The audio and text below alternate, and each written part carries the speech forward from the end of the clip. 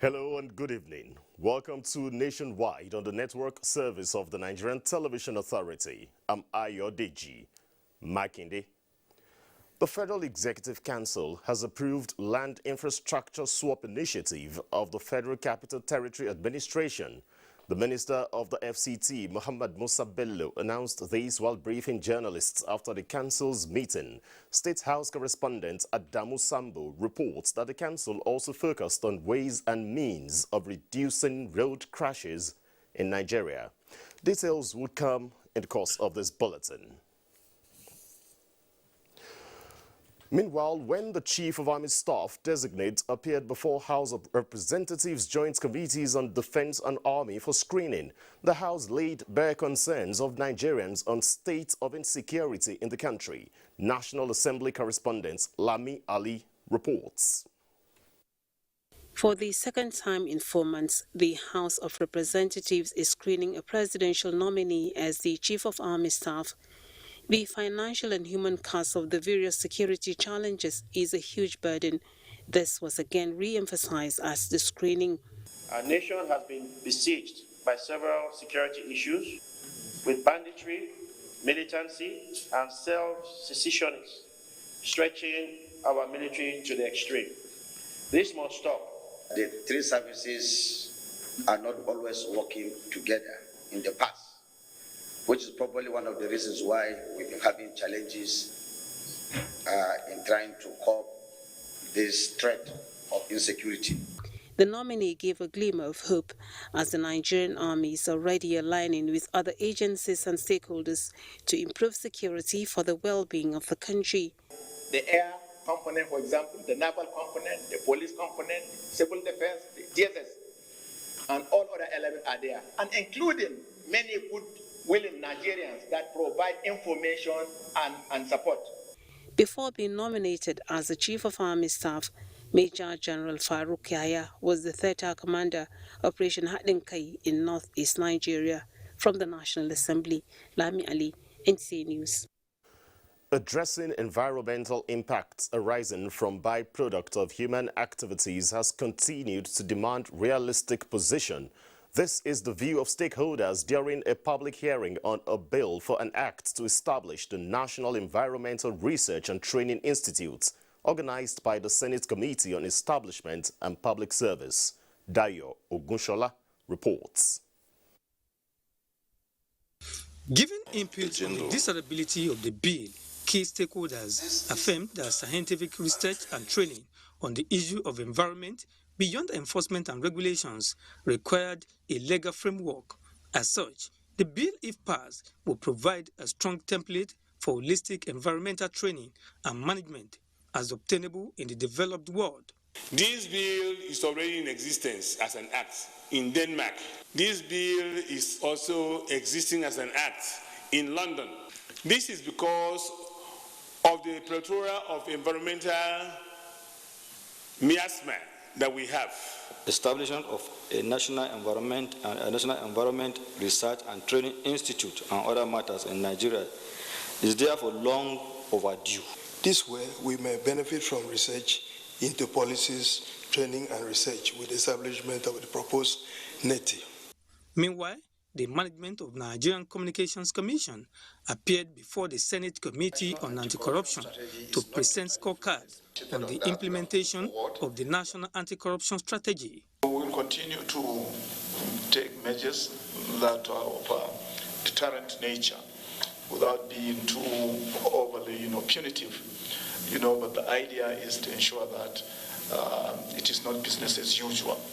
The strategy, launched in 2017 by the federal government, was a policy direction of government. From the National Assembly, Dayo Ogunshola, NTA News. The Federal Ministry of Agriculture and Rural Development is including conflict management and mediation into agricultural development programs with a view to addressing farmer-herder conflicts in rural areas. To this end, staff and management of appeals projects are currently undergoing training on conflict management and mediation organized by the Mediation Training Institute, Abuja. Musa Baba Aliyu reports. Conflicts and disputes over farmland and disagreements between farmers and cattle breeders affecting food production and supply in the country. The Federal Ministry of Agriculture thought it wise to equip staff with basic skills in mediation and conflict resolution as a way of addressing disputes and crises among farming communities. What the ministry can do is to ensure continuous dialogue and serve as what we call insider mediators. In this hall are staff and management of the agro-processing productivity and livelihood improvement support project undergoing basic mediation skills for effective rural capital development. Training is therefore aimed to enhance and reinforce the technical skills and capacity of the participants on basic principles and concept of conflict mediation skills. This training will really, enhance the capacity of, the project implementation unit, to really ensure that all grievances registered are addressed, appropriately. Involved in resolving grievances coming out of maybe participating stakeholders in the art of carrying out their duty. You are bound to have a course like this to be able to mediate in the arising issues. The 3-day training is expected to have a positive impact on rural farming communities and youth participating in the World Bank-funded project. In Abuja, Musa Baba Aliyu, NTA News. A new approach towards tackling security challenges in Nasarawa, Benue, Taraba and Plateau states is being worked out with stakeholders of the 4 states, suggesting a holistic approach to end farmers-herders crisis rather than the use of force. Aliyu Tijani Muhammad reports. With the theme, Integrated Approach to Building Peace in Nigeria, farmer-herders crisis provided an avenue for major stakeholders on issues of peace. The goal of peace architecture is to strengthen existing peace-building mechanisms that are available in the state and build skills for conflict prevention towards amicable resolution of disputes and reconciliation for sustainable peace. Governor Abdullahi Sule said the importance of peace building cannot be overemphasized. That is the reason why, since we assumed office, we did not want to give excuses that we inherited security challenges. We kept working on ensuring that there is peace in our state. In Lafia, Aliyu Tijani Mohammed, NTA News. Technological advancement is scaling human endeavors, but its adoption sometimes poses threats to the safety of lives. The federal government is therefore reviewing the nation's biosecurity policy to produce a responsive action plan that will guarantee health of the environment, biodiversity in using modern technology. Onengiye Fineface reports. Humans, animals, plants and water bodies which are at the receiving end of the impact of biological threats are part of the environment. The impact they suffer in turn affects the ecosystem and disrupts socio-economic activities. The strategy and action plan is to ensure that there are their responses. And also, apart from bringing responses to threats, we must also be able to predict the likelihood of threats, bio threats, and what do we do to ensure that these threats are averted. Now, the Zero Draft National Biosecurity Policy and Action Plan under review is expected to drive a workable biosecurity system, which will serve as a fundamental approach to minimize risks or biological threats to humans, plants, and animal health, taking into account the environment and national economy. Biosecurity remains a strategic and integrated approach that encompasses the policy and regulatory frameworks, including instruments and activities, for analyzing and managing relevant biorisks to human, animal, and plant health and associated risks to the environment. Developed by the National Biosafety Management Agency, the draft policy under review will ensure that advancements in human technology do not result in adverse effects on the environment and biological diversity. In Abuja, Onengiye Fineface, NTA News. Lagos is our first port of call on Nationwide, and Awal is standing by. Good evening, Awal. Ayo, good to see you. The Minister of Women Affairs, Dame Pauline Tallen, has urged those clamoring for a divided Nigeria to embrace peace and dialogue towards finding solutions to the nation's challenges, as women are more interested in having a peaceful Nigeria devoid of gender-based violence and ethnic conflicts. The minister was speaking at a workshop on gender-based violence data harmonization. Joyken Abapwea reports.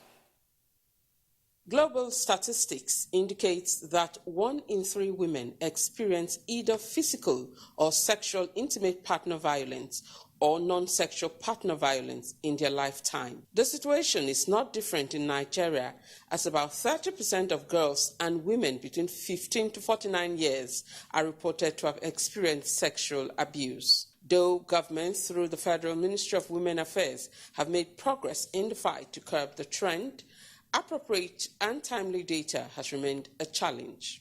This gathering of government officials, donors, and development partners is therefore to develop a harmonized database for harvesting credible gender-based data in the country. This meeting, this workshop is very, very critical and is very important because without data, you cannot do anything. These are variable facts that we need to support issues that pertain to gender-based violence.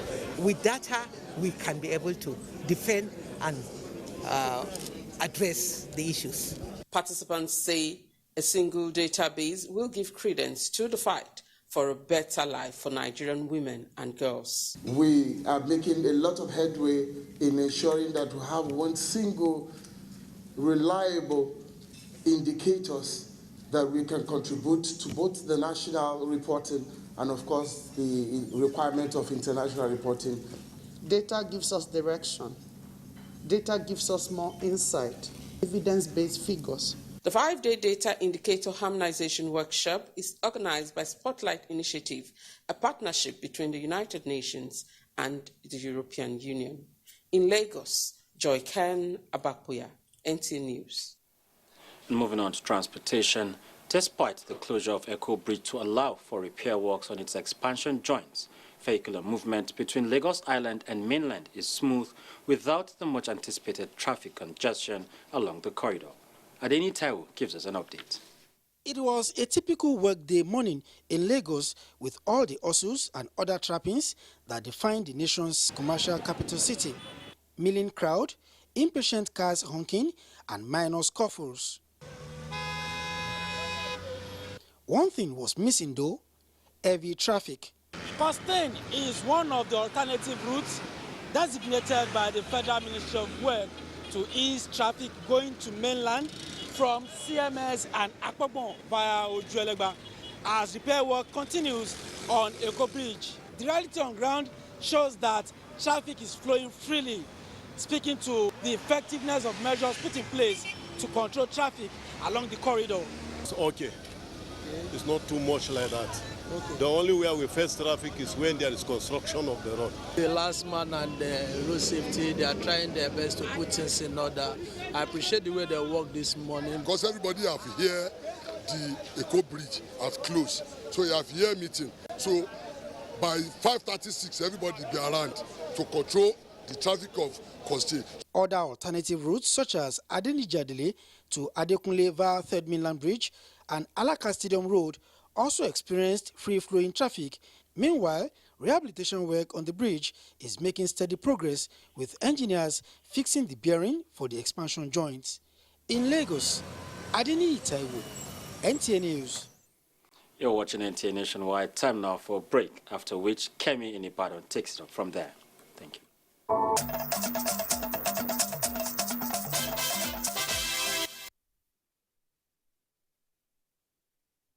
Thanks for being there and welcome to Ibadan. The need for Nigerians not to drop their guard in the fight against COVID-19 has been stressed. This was an Media interactive session organized by the Oyo State Emergency Operations Center. Ifeoluwa Omoshule has details. COVID-19 declared by the World Health Organization as a pandemic on March 11, 2020 because of the rate of transmission has been reported to have claimed 124 lives in Oyo State, 6,858 infected and 6,731 recovered. With the emergence of different variants of the virus in other countries, residents of Oyo State have been advised to continue to observe all COVID-19 safety protocols even after getting vaccinated. We need to make them understand that COVID-19 is not yet gone. And as such, we need to try to engage people to continue with what we've been used to. Both the COVID infection and the vaccines are new developments. We keep gaining new knowledge every day. So it is better to err on the side of caution. The nose and the mouth are the inlet and the outlet for COVID-19. So once it is well covered, then we are rest assured that we are protected. The media was called upon to utilize their tool to help clear myths and reveal realities about the pandemic to residents of Oyo State. In Ibadan, Ifeoluwa Omoshule, NTA News. Oyo State government has commenced the relocation of destitutes from the shanties along Sabo area of Ibadan to the newly constructed resettlement center at Akinyele local government area of the state. Kayode Oladoshu has the report. The shanties in existence for years in the heartland of Ibadan metropolis houses destitute with different health challenges. This set of people converge on their makeshift tents after their daily routine as beggars. The shanties have become worrisome for your state government, who has ensured several efforts to settle them to no avail.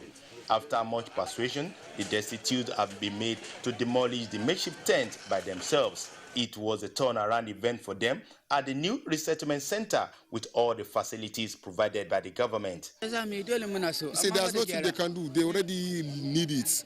And they even pray to government that government will not get problem again.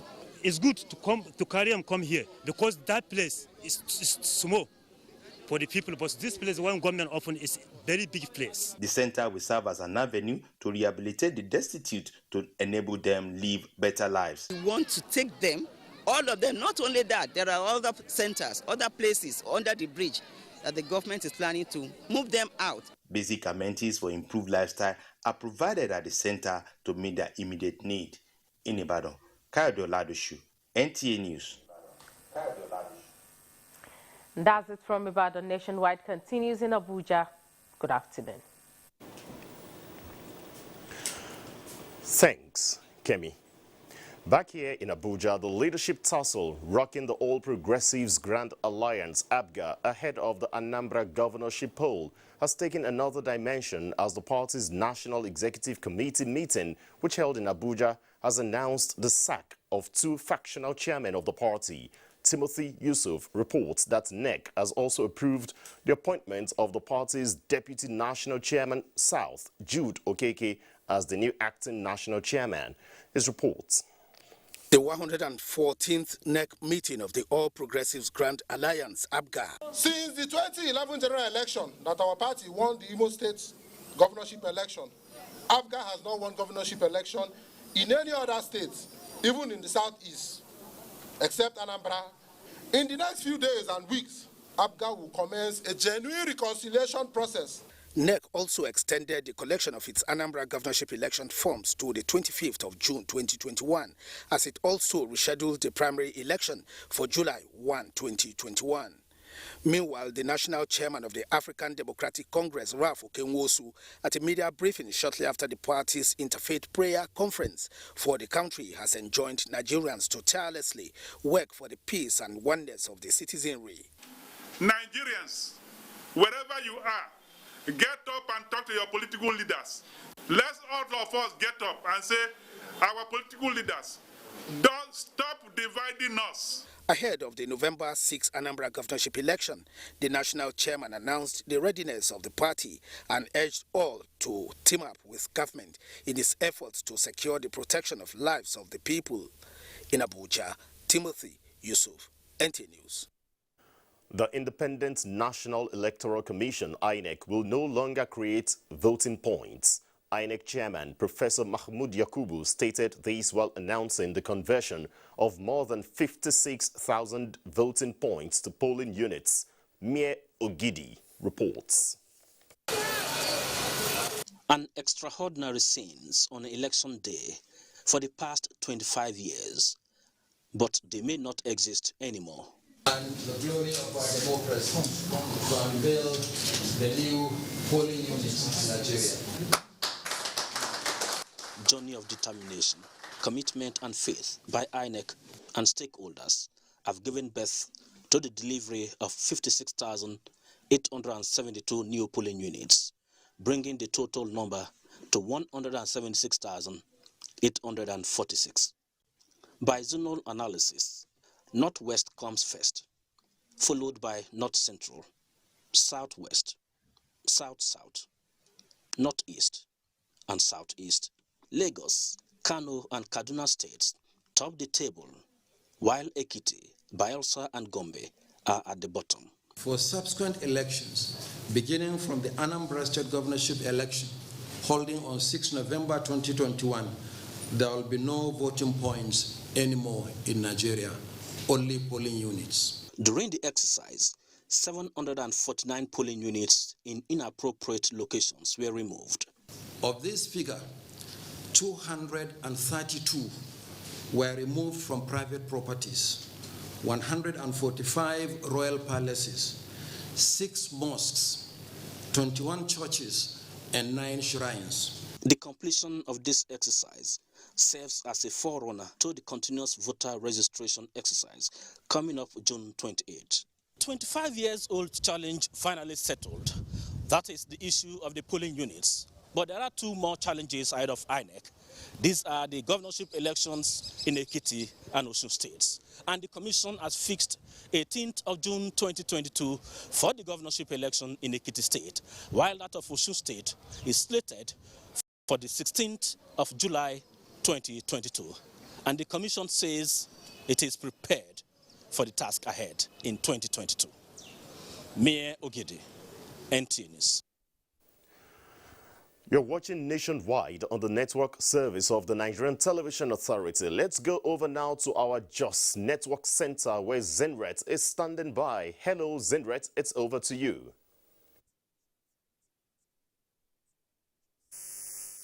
Welcome to Jos.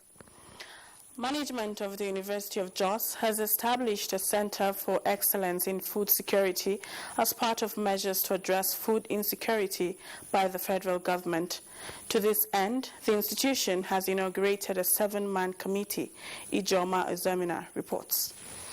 Research indicates that Nigeria is ranked 98 out of 107 countries in the 2020 Hunger Index, hence the establishment of food security centers across the country. Considering the importance of food security, a 7-man committee was inaugurated to focus on applied research with emphasis on dissemination of existing technologies and innovations for adoption by farmers. For us in the University of Jos, another milestone towards uplifting the status of academics and research. For you people, you have a lot of work to do. We know that this center will make a valid and robust contribution in the area of its mandate. Chairman of the committee and Dean Faculty of Agriculture, as well as Director of the Center, promised to deliver on its mandate. I'm very confident and competent that with our expertise, we shall be able to guide this center properly. We also focus on addressing diverse challenges that affect food security, including low crop and livestock productivity. Other committee members were drawn from the private sector. In Jos, Ijoma Ozemina, NTA News. Plateau State government says it has completed arrangements for the implementation of judicial autonomy in the state. Governor Simon Lalong gave this indication in Jos while swearing in the new president of the State Customary Court of Appeal, Justice Leo Blessing Diallo. Sadat Mohammed Kafa reports. The appointment of Justice Leo Blessing Diallo as president of the State Customary Court of Appeal followed the recent demise of her predecessor, Justice Patrick Sati Dapit. Governor Lalong emphasized the need for the judge to ensure smooth dispensation of justice and ensure the integrity of the judicial arm of government. The actions and inactions of the acting president and her staff will affect the people of the state and beyond in no small measure. Whatever pronouncement that is made from the court will have far-reaching impact on the citizens either way. It is now, Plateau is the first to start autonomy of the judiciary. Even on Saturday, I said go and start paying, transfer all their salaries, transfer everything, transfer their capital to all. Acting President of the Plateau State Customary Court of Appeal, Justice Leo Blessing Diallo, appreciates the governor for finding her worthy to serve and assures government of fairness in the discharge of her responsibility. This duty entails someone that will be bold, courageous, to handle the responsibility. So I pray for your indulgence to pray for me and intercede for me for a successful tenure. Justice Diallo seeks the cooperation of all to move the judiciary forward. In Jos, Sadat Mohammed Kafa, NTA News. And that's it from Jos. Nationwide will continue with Obehi in Benin after this commercial break.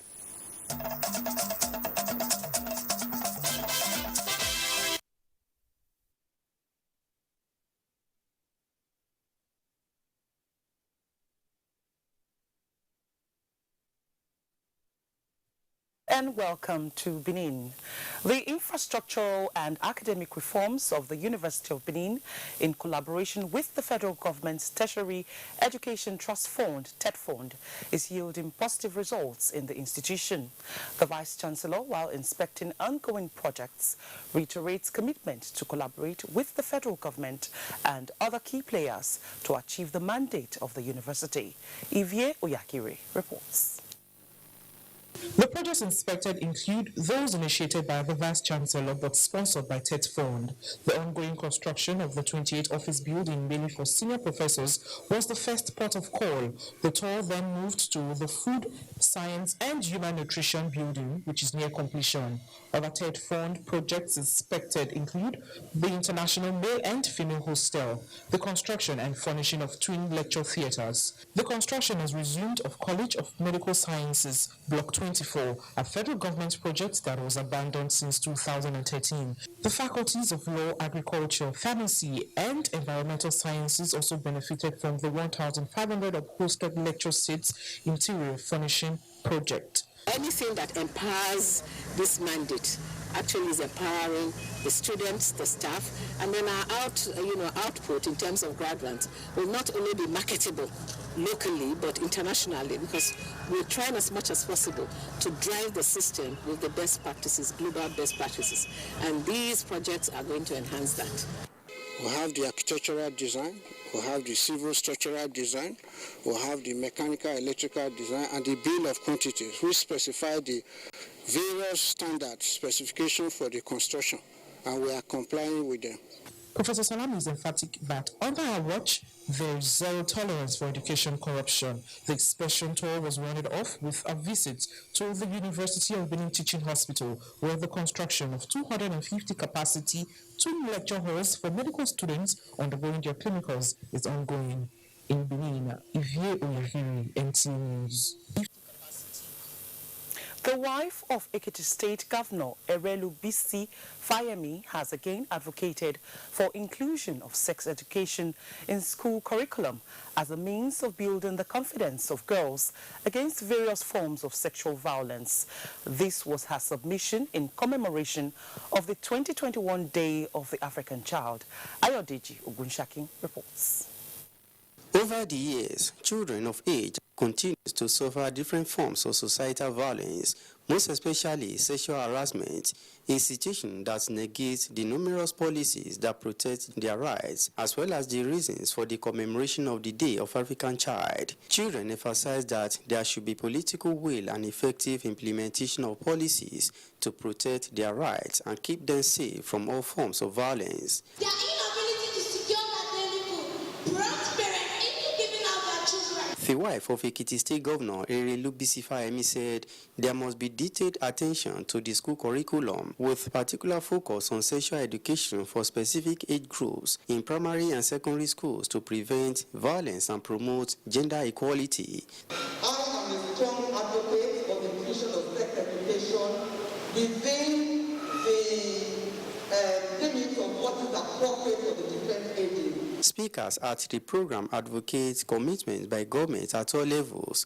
towards accelerating the implementation of Agenda 2040 for an African faith for children. In Adekiti, Ayodi Jogunshaki, NTA News. And that's it from Benin. Nationwide continues with Ayodiji in Abuja. Good afternoon. Thanks, Obehi. Back here in Abuja, June 16 every year is celebrated the world over as International Day of the African Child. And as Nigeria joins in commemorating the day, issues of raising awareness on the imperative for improvement of the education of African child is on the front burner again.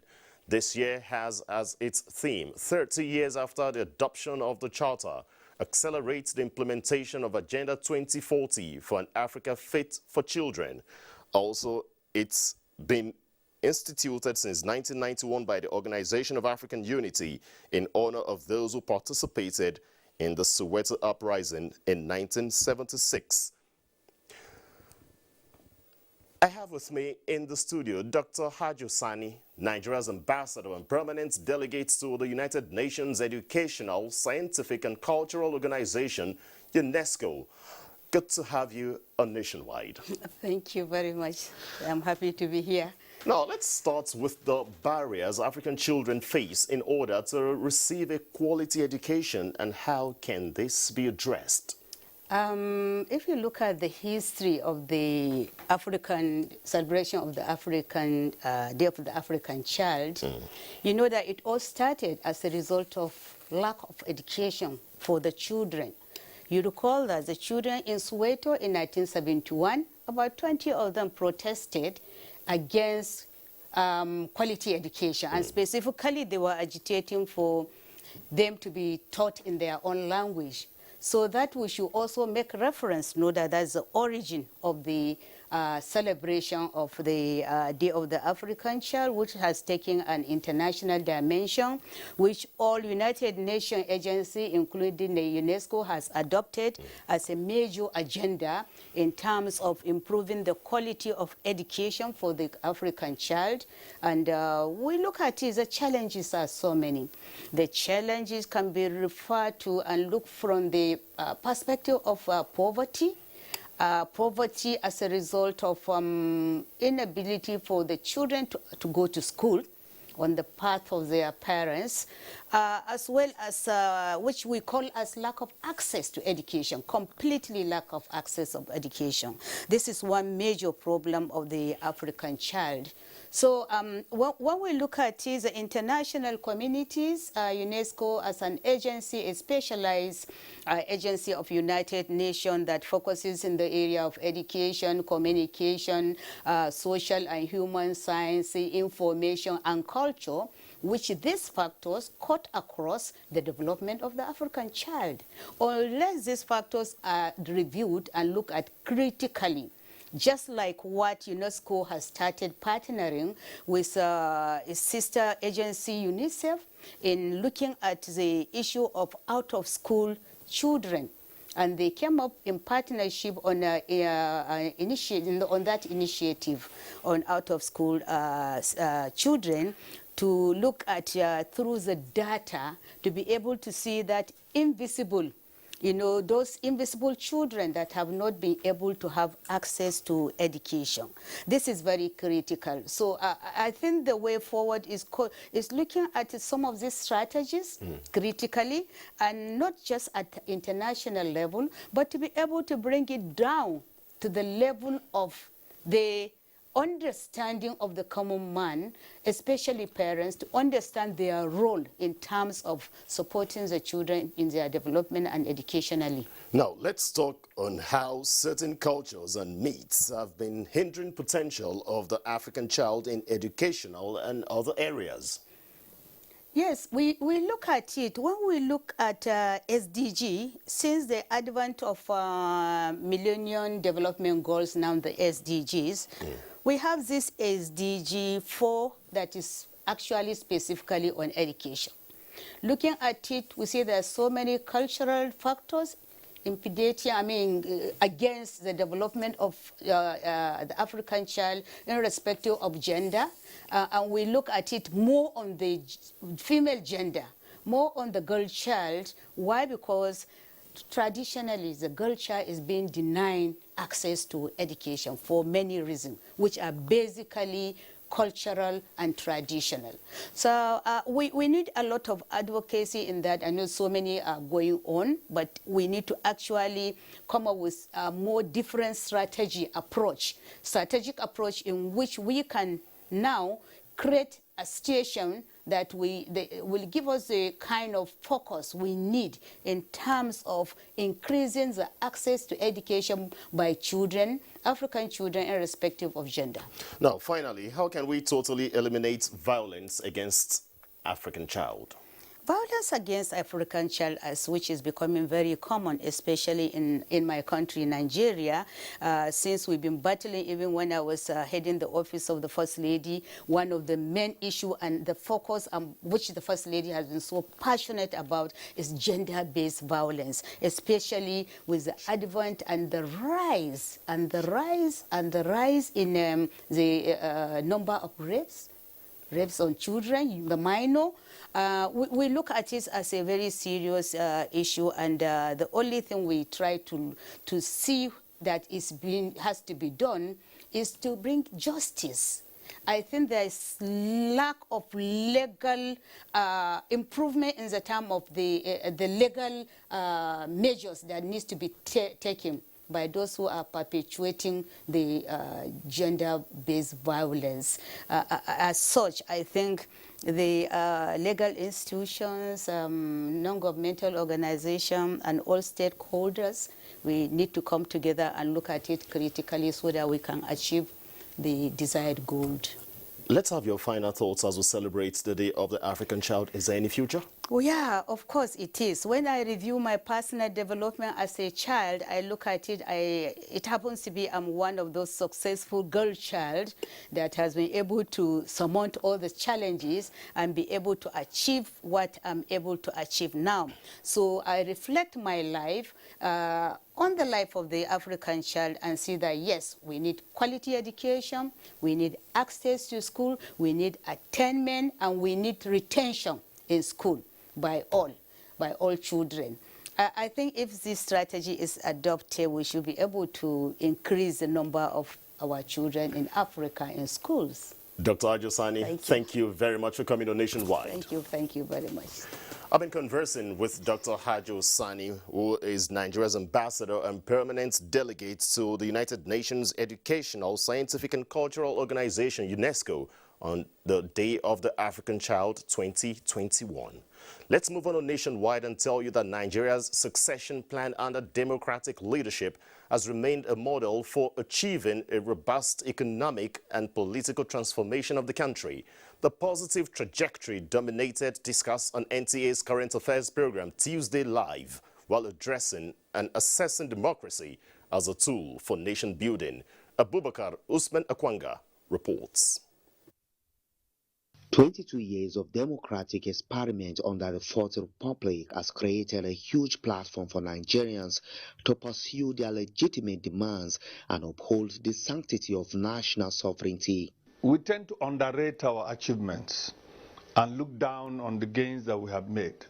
But if we look carefully, knowing that no democracy is perfect, and that not even the United States that can be said to be perfect. We had an election in which somebody is still contesting it.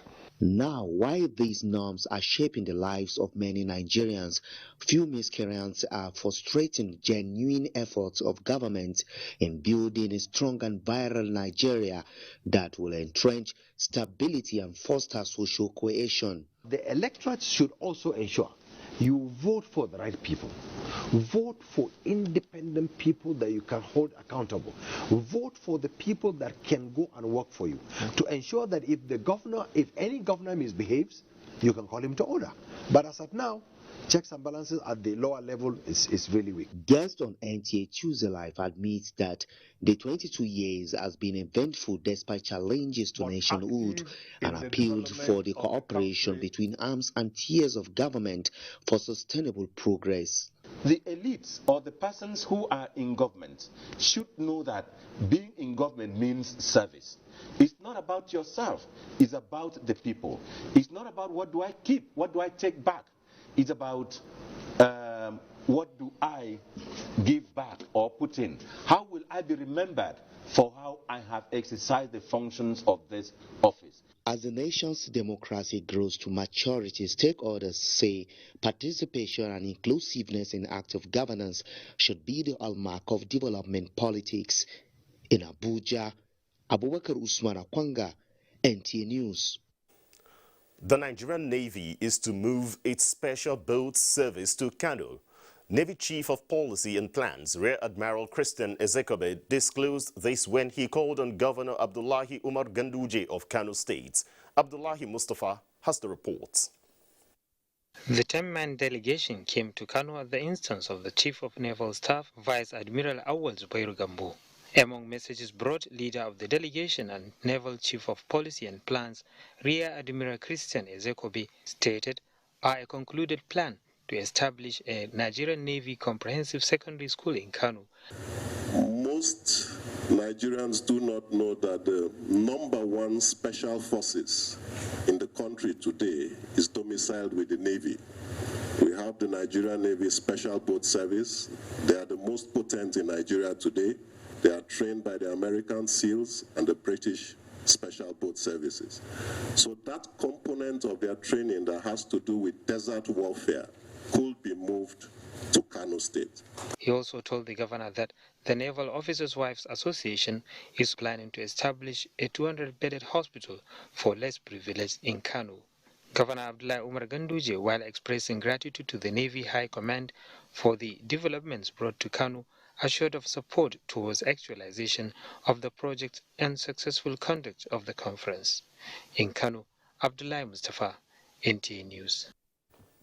A total of 161 members of 9 voluntary security outfits have been trained and inaugurated into the Niger State Special Vigilante Corps to complement efforts of other security agencies in stemming insecurity and maintaining law and order in the state.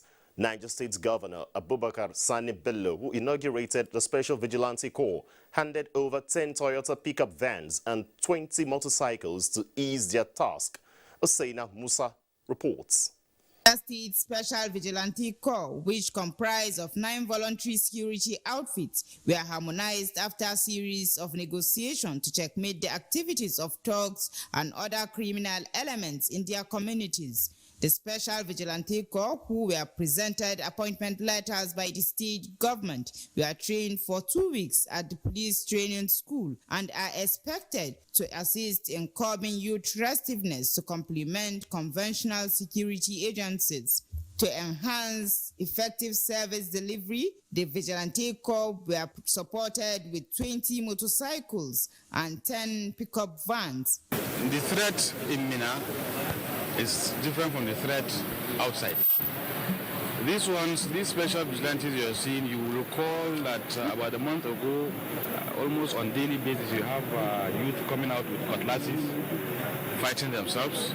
The special vigilante corps you're seeing here is to maintain law and order with the police in Mina. They are to complement the efforts of the police so that this menace, this nonsense happening in Mina should stop immediately so that people can move freely. Governor Abubakar Sani Bello urged the Vigilante Corps to carry out their responsibilities within the confines of the law, disclosing that the state government will take responsibility of members in case of any casualty in the line of duty. In Mina, Hussaina Musa, NTA News. And still on the fight against insecurity, 36 suspects of different crimes are to face prosecution following arrests by the police.